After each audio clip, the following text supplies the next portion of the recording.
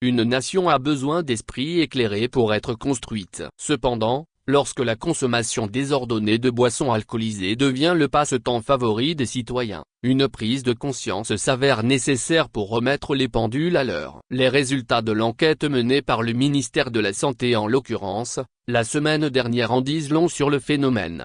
Il y a 5 ans, 25 000 bars ont été recensés dans la grande capitale. Ces lieux de distraction et de débauche continuent de s'étendre sur le territoire. Les contrées lointaines ne sont pas épargnées. C'est ainsi qu'à l'issue de cette enquête, la région des Plateaux occupe la première place, 74%, suivie de la région de la Cara, 66,1%, et du Grand Lomé, 63,1%. La région centrale, elle autre, se distingue par le plus faible taux de consommation d'alcool, 49%. De la même étude, il découle que 16,4% des consommateurs déclarent prendre 6 verres ou plus en une fois. La jeunesse représente la majorité des consommateurs. Les tranches d'âge respectivement, 30-44 ans, 18%, et les 18-29 ans, sont concernés. Ces résultats passent sous l'indifférence totale des gouvernants d'un pays où la jeune génération s'écroule sous l'effet des boissons de toute nature, nuisant lentement et de façon durable à leur organisme. Les bars,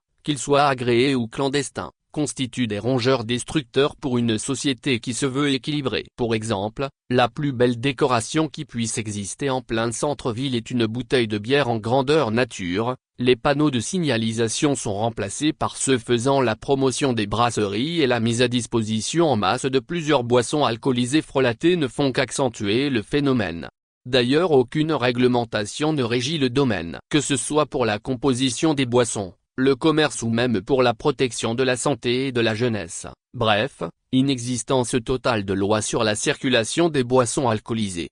Ce ne sont pas pourtant des législateurs qui manquent au Parlement pour de telles propositions de loi. Le seul outil mis en place semble le test d'alcoolémie pour éviter la pléthore d'accidents. Là encore, reste à savoir l'effectivité d'une telle initiative sur le terrain. Une jeunesse, à tout potentiel pour la survie de tout pays ambitieux mérite mieux que de passer le clair de son moment phare de sa vie à s'engouffrer de boissons alcoolisées.